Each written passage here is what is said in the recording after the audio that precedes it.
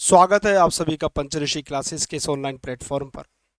हम लोग आधुनिक भारत के इतिहास का अध्ययन कर रहे हैं और उस क्रम में हम लोगों की लगभग अब समाप्ति की ओर पहुंच रहे हैं और जल्दी ही आधुनिक भारत का इतिहास आपका समाप्त हो जाएगा। तो बिना देर किए क्लास को प्रारंभ कर लेते हैं और चीज़ों को देखते हैं कि क्या क्या चीज़ें होंगी। आज हम लोग शुरुआत करेंगे असहयोग आंदोलन से। असहयोग आंदोलन।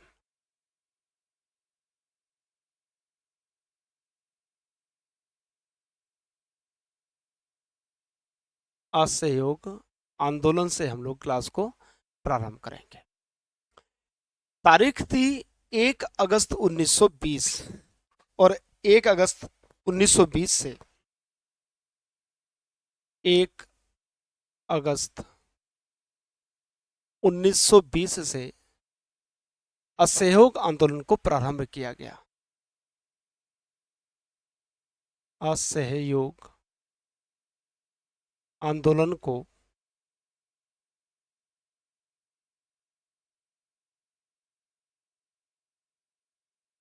प्रारंभ किया गया। असहयोग आंदोलन को 1 अगस्त 1920 से प्रारंभ किया गया और इसी तारीख को देश में एक दुखद घटना हुई और बाल गंगाधर तिलक जी का भी इसी दिन स्वर्गवास हो गया। तो 1 अगस्त 1920 को बाल गंगाधर तिलक जी का भी बाल गंगाधर तिलक का निधन बाल गंगाधर तिलक जी का निधन हुआ। लेकिन सितंबर 1920 में लाला लाजपत राय जी की अध्यक्षता में एक कांग्रेस का विशेष अधिवेशन बुलाया गया और उसमें इस असहयोग आंदोलन को समर्थन दिया गया या इसका प्रस्ताव पारित किया गया। आंदोलन प्रारंभ हो गया, उसके पश्चात इसके प्रस्ताव को पारित किया गया। असहयोग आंदोलन के दौरान गांधी जी ने अपनी केसर ए हिंद की उपाधि लौटा दी। लास्ट क्लास में पढ़ा था कि केसर ए हिंद की उपाधि मिली थी। कब मिली थी? जब 1914 से 1918 के बीच में प्रथम विश्व युद्ध के समय जब गांधी जी ने अंग्रेजों का या ब्रिटेन का सहयोग किया, तब ब्रिटिश सरकार ने इनको केसर ए हिंद की उपाधि दी थी, जो कि 1920 में जाकर लगभग 6 साल बाद ही इन्होंने केसर ए हिंद की उपाधि वापस लौटा दी। व्यक्ति थे जमुना लाल बजाज। इन्होंने अपनी राय बहादुर की उपाधि लौटाई। तो दो उपाधियां लौटाई गई, गांधी जी द्वारा केसर ए हिंद की और जमुना लाल बजाज के द्वारा राय बहादुर की उपाधि वापस की गई। तो लिख लीजिएगा, गांधी जी ने केसर ए हिंद केसर ए हिंद की उपाधि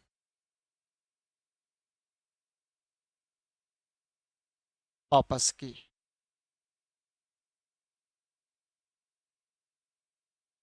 ठीक है। और जमुना लाल बजाज ने, बड़ा नाम था जमुना लाल बजाज का भी, जमुना लाल बजाज, लेकिन हम लोग सुनते नहीं है इतिहास में। बजाज ने राय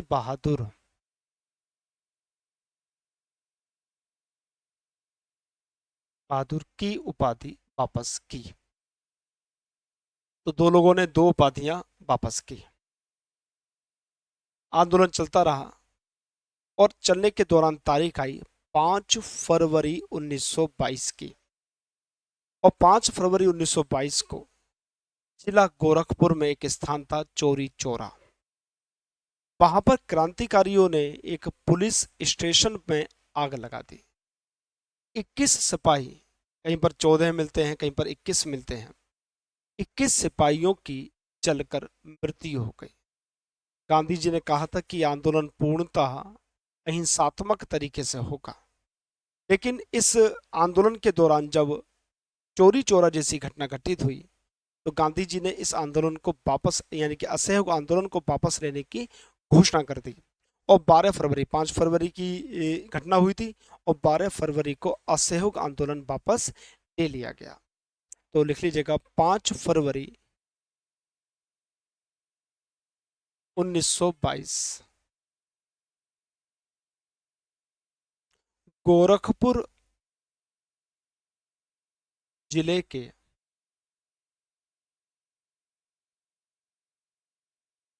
चोरी चोरा, चोरी चोरा नामक स्थान पर, नामक स्थान पर पुलिस स्टेशन में आग लगा दी गई। पुलिस स्टेशन में आग लगा दी।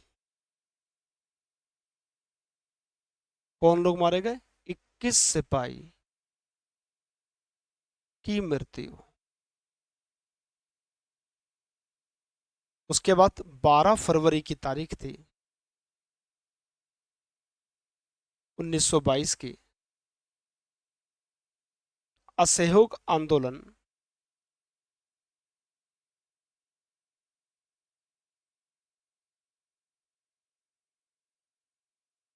वापस ले लिया।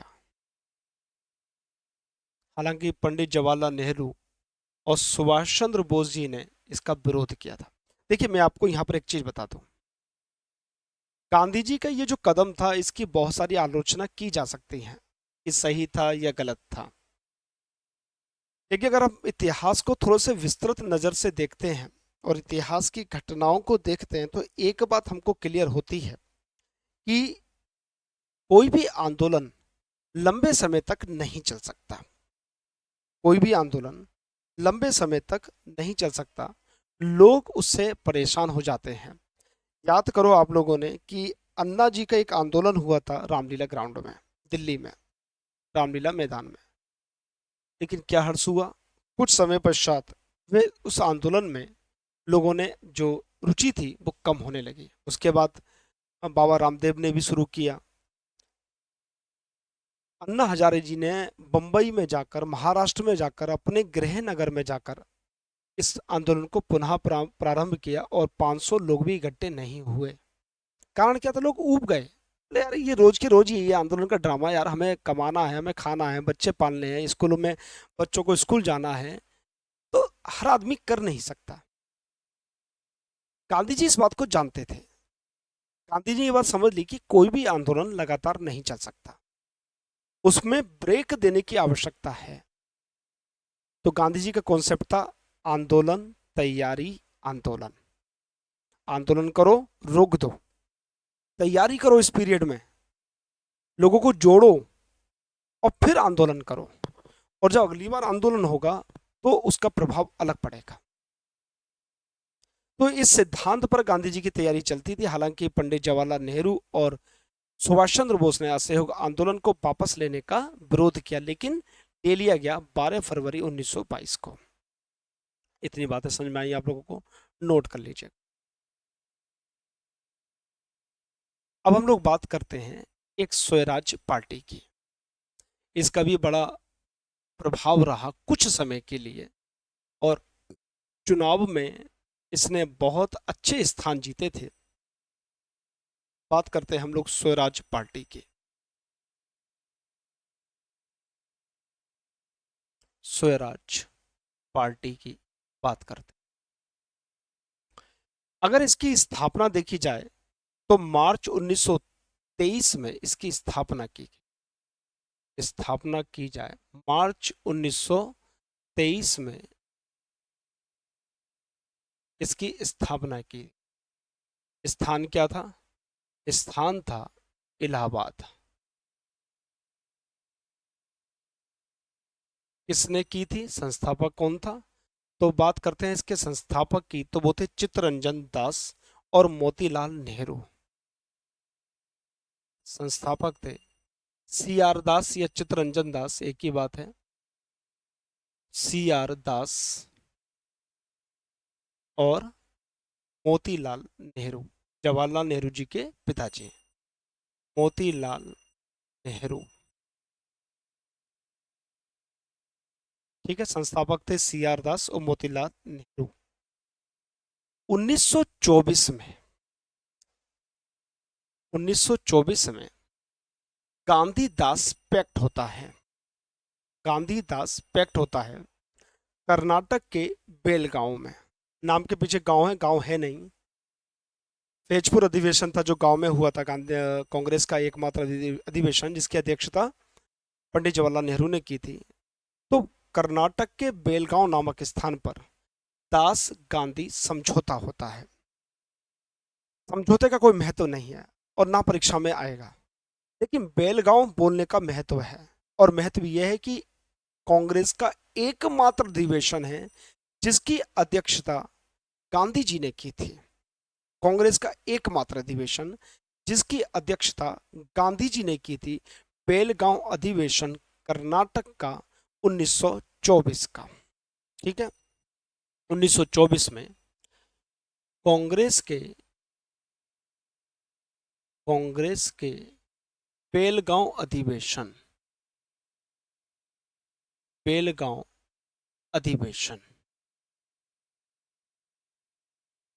कहां पर है? कर्नाटक में।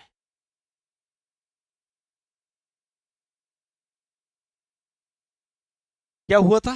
लिख लीजिएगा, पहले लिख लीजिएगा, दास गांधी समझौता।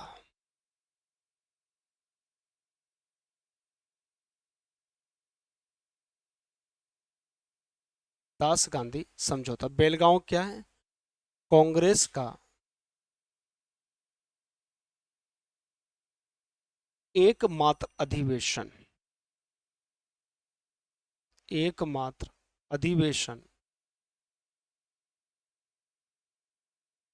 जिसकी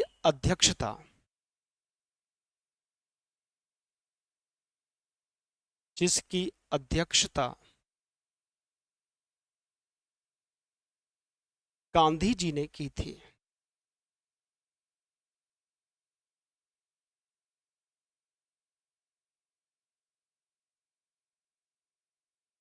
एकमात्र अधिवेशन था जिसकी अध्यक्षता किसने की थी? गांधी जी ने की थी, बेलगांव अधिवेशन। ठीक है, तो ये दो पॉइंट्स हैं, परीक्षा के लिए उपयोगी हैं और आपके लिए भी उपयोगी रह सकते हैं। अब हम कुछ संगठनों की बात करेंगे, क्रांतिकारियों के कुछ संगठनों की बात करेंगे, जिसमें है Hindustan Republican association. Hindustan Republican association,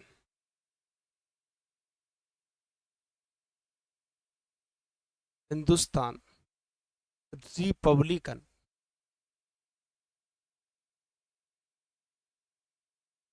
association association, इसका गठन किया गया, इसकी भी स्थापना हुई 1924 में। कौन थे? सचिंद्र सान्याल और योगेश चंद्र चटर्जी। स्थान कानपुर था।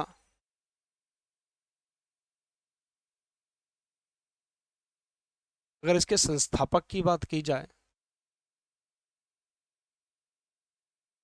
तो थे सचिन सान्याल।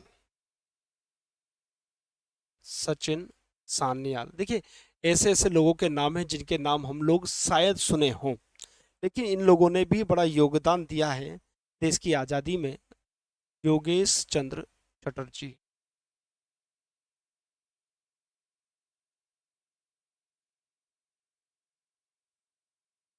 Hindustan Republican association. ठीक है, अब बात करते हैं 9 अगस्त 1925 की।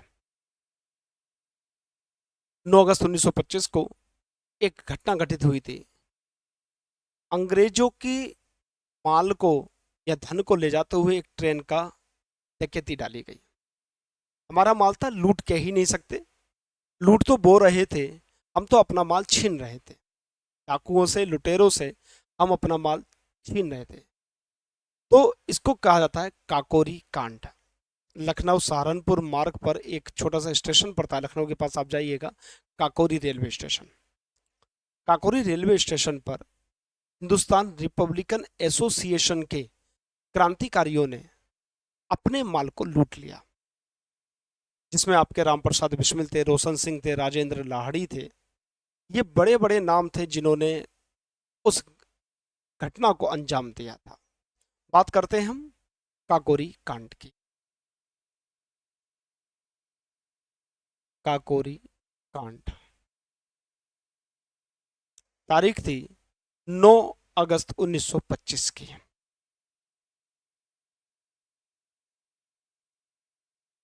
9 अगस्त 1925 की क्या थी? लखनऊ सहारनपुर मार्ग पर काकोरी नामक स्थान पर, काकोरी नामक स्थान पर ट्रेन से ट्रेन से ब्रिटिश धन, मैं लूटा शब्द नहीं लिखूंगा, चाहे भले ही कुछ भी हो, मैं लूटा शब्द नहीं लिखूंगा, धन छीना लिखूंगा। लखनऊ सहारनपुर मार्ग पर काकोरी नामक स्थान पर ट्रेन से ब्रिटिश धन छीना गया। विस्मी ब्रिटिश धन भी क्यों, हमारा धन था, खैर मान लेते हैं। अब उसमें कौन कौन व्यक्ति थे? राम प्रसाद बिस्मिल, सहारनपुर के थे, ये शाहजहांपुर के थे। राम प्रसाद बिस्मिल, राजेंद्र लाहड़ी, लाहड़ी, बहुत बड़े बड़े नाम है, रोशन सिंह,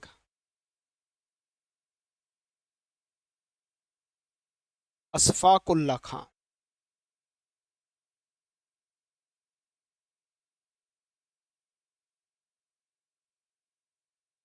इन सबको मृत्यु दंड दिया गया,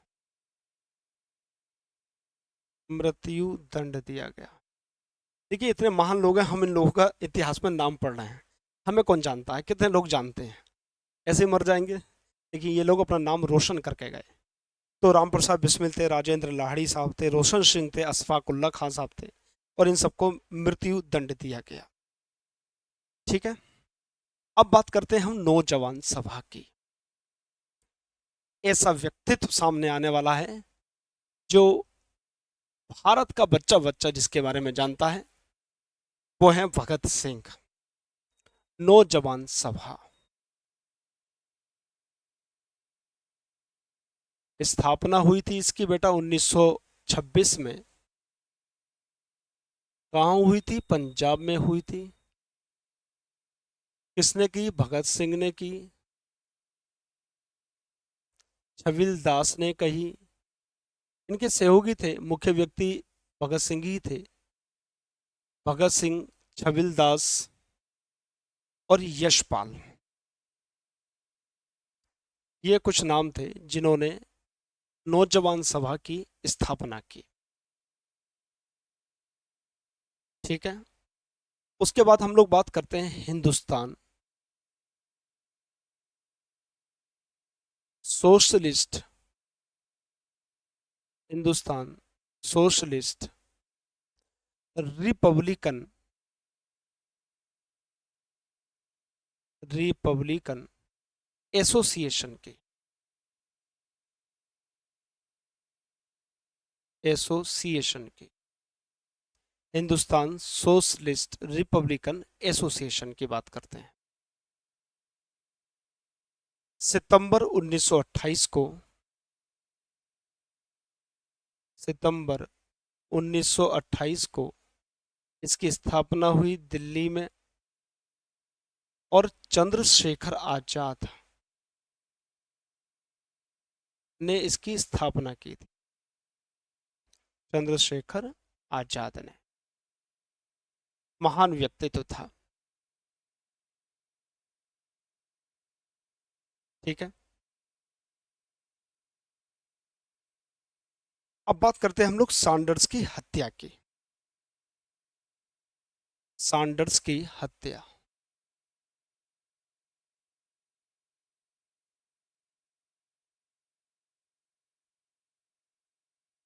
बात है 1928 की। एक कमीशन आया था जिसका नाम था साइमन कमीशन। तो साइमन गो बैक, साइमन वापस जाओ के नारे लगाए गए। उसी समय अंग्रेजों ने लाठी चार्ज कर दिया और एक लाठी लाला लाजपत राय के सिर पर लगती है। लाला लाजपत राय घायल होते हैं और बाद में उनकी मृत्यु हो जाती है। भगत सिंह, राजगुरु और चंद्रशेखर आजाद, ये तीन लोग डिसाइड करते हैं कि सैंडर्स की हत्या की जाएगी और उस केस में सैंडर्स की हत्या कर दी गई। आपको ध्यान होगा 1923, आप लोगों ने मूवी देखी होगी, उसमें एक साइकिल पर जब वो होते हैं रुमाल फेंकते हैं और गोली मार देते हैं भगत सिंह, चंद्रशेखर आजाद भी रहते हैं साथ में। तो वो सैंडर्स की हत्या का क्रम था। तो साइमन कमीशन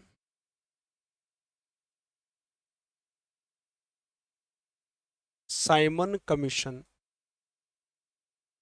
के विरोध के दौरान, साइमन कमीशन के विरोध के दौरान लाला लाजपत राय, लाला लाजपत राय घायल हुए और दिसंबर में इनकी मृत्यु हो गई। मृत्यु। भगत सिंह, चंद्रशेखर आजाद,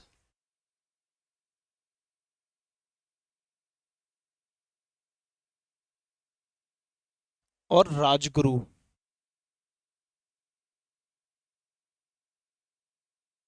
ने सैंडर्स की हत्या की।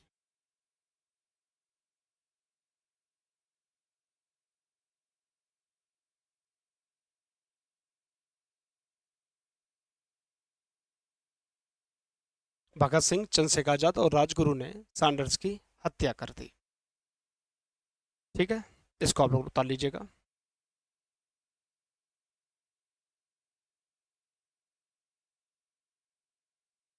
उसके बाद बात करते हैं हम लोग सेंट्रल लेजिस्लेटिव बम कांड की। सेंट्रल लेजिस्लेटिव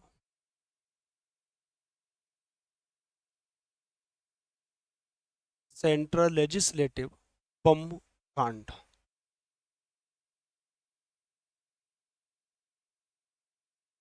पहरों को सुनाने के लिए बम फेंकना जरूरी है। भगत सिंह और वटुकेश्वर दत्त ने दिल्ली के सेंट्रल हॉल की लेजिस्लेटिव असेंबली में बम फेंका था। मुद्दा था पब्लिक सेफ्टी बिल का विरोध करने के लिए। दो बिल थे, ट्रेड डिस्प्यूट बिल और पब्लिक सेफ्टी बिल उस दिन पारित होने थे और उसका विरोध करने के लिए भगत सिंह और वटुकेश्वर दत्त ने दिल्ली के सेंट्रल हॉल में बम फेंक दिया। हालांकि उस बम से किसी को हताहत नहीं हुआ, किसी की मृत्यु नहीं हुई, वो करने का उद्देश्य भी नहीं था। सिर्फ ये बताने था कि हम प्रेजेंट हैं, हमारी उपस्थिति भी है। और इसी बताने के लिए इन दोनों नौजवानों ने वहां पर बम फेंका। बात है अप्रैल 1929 की। अप्रैल 1929। ट्रेड डिस्प्यूट बिल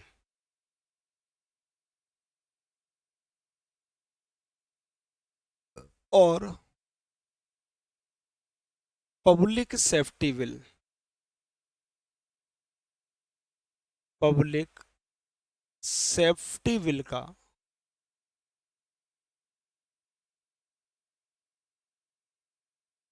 विरोध करने के लिए, विरोध करने के लिए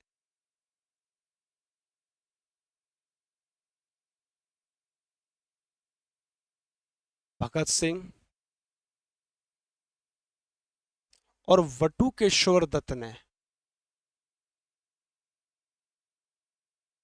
और वटुकेश्वर दत्त ने दिल्ली के सेंट्रल हॉल में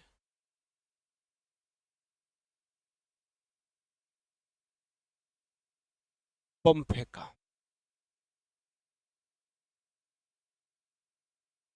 दिल्ली के सेंट्रल हॉल में बम फेंका, लेकिन गिरफ्तार कर लिए गए।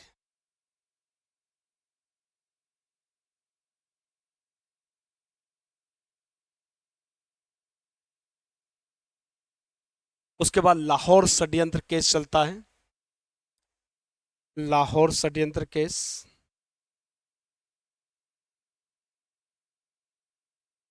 अब भाई मरा तो कोई नहीं था इसमें, सेंट्रल हॉल में जब उन्होंने फेंका, अब किस वजह पर इनको सजा दी जाए।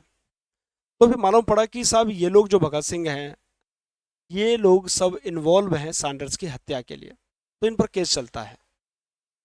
और 23 मार्च 1931 को 23 मार्च 1931 को भगत सिंह, सुखदेव और राजगुरु को फांसी की सजा दे दी जाती है।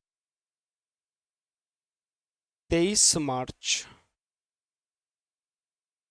1931 को भगत सिंह, सुखदेव और राजगुरु को क्या होता है, फांसी की सजा।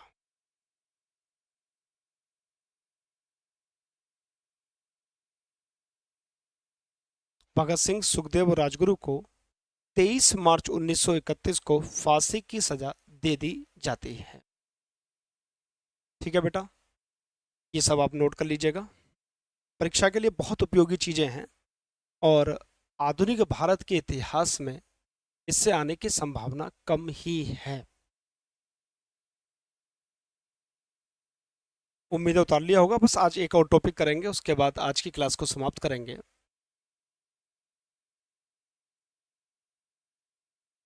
एक क्लास और एक टॉपिक और करेंगे, उसके बाद आज की क्लास समाप्त करेंगे और आज के बाद फिर एक क्लास और बचेगी मॉडर्न हिस्ट्री की, उसके बाद मॉडर्न हिस्ट्री आपका समाप्त हो जाएगा। बात करते हैं हम लाहौर अधिवेशन की। लाहौर अधिवेशन की 1929 की बात है ये, आज का लास्ट टॉपिक है। दिसंबर 1929 में कांग्रेस के लाहौर अधिवेशन में पूर्ण स्वराज्य का प्रस्ताव पारित हुआ था। इससे पहले इनके पिताजी यानी कि जवाहरलाल नेहरू जी के पिताजी मोतीलाल नेहरू ने डोमिनियन स्टेट का दर्जा देने की बात की। जवाहरलाल नेहरू ने विरोध किया और उन्होंने लाहौर के इस अधिवेशन में पूर्ण स्वराज्य की बात कही। तो दिसंबर 1929 में, दिसंबर 1929 में कांग्रेस के लाहौर अधिवेशन में, कांग्रेस के लाहौर अधिवेशन में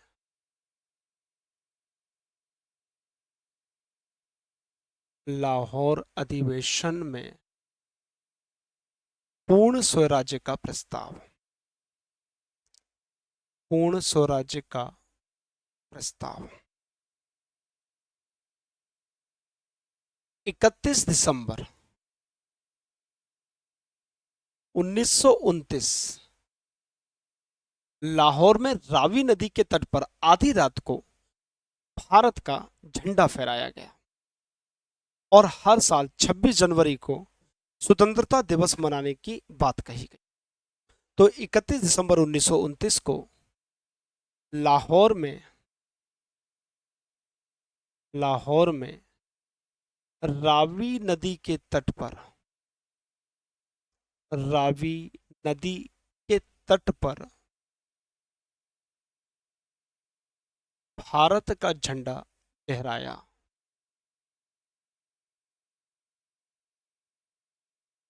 झंडा फहराया। और प्रत्येक वर्ष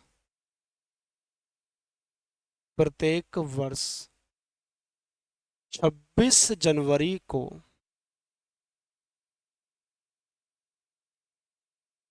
स्वतंत्रता दिवस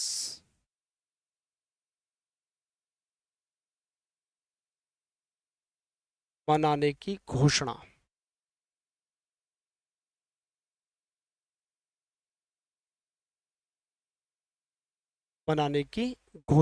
की गई। ठीक है, ये कार्यक्रम सब कौन कर रहा था? जवाहरलाल नेहरू जी कर रहे थे। देखो मैं आपको बताऊं कि देश तो 15 अगस्त 1947 को आजाद हुआ। फिर इस तारीख को महत्व देने के लिए 2 महीने इंतजार किया गया, क्योंकि संविधान तो हमारा 26 नवंबर को बनकर तैयार था, लेकिन 26 जनवरी तक इंतजार किया गया कि हम, क्योंकि इस तारीख को भी महत्व देना था। ठीक है बेटा, तो आज का मुद्दा यहाँ तक ही रहेगा। अब हम लोग नेक्स्ट क्लास में मिलेंगे और वो मॉडर्न हिस्ट्री की अंतिम क्लास होगी, मॉडर्न हिस्ट्री की वो आखिरी क्लास होगी। और यहाँ पर आधुनिक भारत का इतिहास लगभग मैं समझता हूँ 20-21 क्लासों में आपका आधुनिक भारत का इतिहास पूरा कंप्लीट हो गया। अब हम लोग नेक्स्ट सब्जेक्ट शुरू करने वाले हैं और वो सब्जेक्ट रहेगा आपका भारत का भूगोल। जल्दी शुरू करने वाले हैं, आज या कल में हम लोग शुरू कर देंगे और वो भी आपको फिर मिलता रहेगा। तो भारत के भूगोल को करेंगे, उसका विश्व का भूगोल एक पैरेलल क्लास चलती रहेगी। और इधर हम लोग मध्यकालीन भारत और प्राचीन भारत के इतिहास को करेंगे। तो ये सब मिलाकर आपका क्लास चलती रहेगी और हम लोग अब नेक्स्ट क्लास में मिलकर अपने आधुनिक भारत के इतिहास को समाप्त करेंगे। ठीक है बेटा, तो देखते रहिएगा पंचऋषि क्लासेस। ऐप को आप लोग इंस्टॉल कर लीजिएगा, क्योंकि ऐप पर आपको सारी इन्फॉर्मेशन, सारे जो भी बैच चल रहे होंगे उसकी इन्फॉर्मेशन, करंट अफेयर्स, डेली चीज़ें आपको मिलती रहेंगी। तो ऐप को आप लोग इंस्टॉल कर लीजिएगा, यूज़फुल रहेगा आपके लिए। और अधिक से अधिक संख्या में अपने मित्रों, दोस्तों, साथियों को शामिल कीजिएगा कि पेट की परीक्षा, यूपी पुलिस की परीक्षा और एक दिवसीय परीक्षाओं के लिए जीएस वाला पोर्शन पूरा कंप्लीट मैं करा रहा हूँ। बाकी और टीचर लगे हुए हैं, आदित्य सर मैथ के लिए और उत्कर्ष सर एनसीईआरटी के लिए, यश गुप्ता जी एमसीक्यू लेके आते हैं जीएस का, और हिंदी के लिए दिव्या मैम है। ये सब लोग लगे हुए हैं आपके लिए विभिन्न परीक्षाओं की तैयारी कराने के लिए। तो आप लोग देखते रहिएगा, ज्वाइन करते रहिएगा, आनंद लेते रहिएगा और पढ़ते रहिएगा पंचऋषि क्लासेस के साथ। ठीक है, जल्दी हम लोग एकेडमिक चैनल लॉन्च करने वाले हैं और उसका भी आपको लाभ मिलेगा। तो मिलते हैं अब नेक्स्ट क्लास में, तब तक के लिए आप सभी का बहुत बहुत धन्यवाद। Thank you.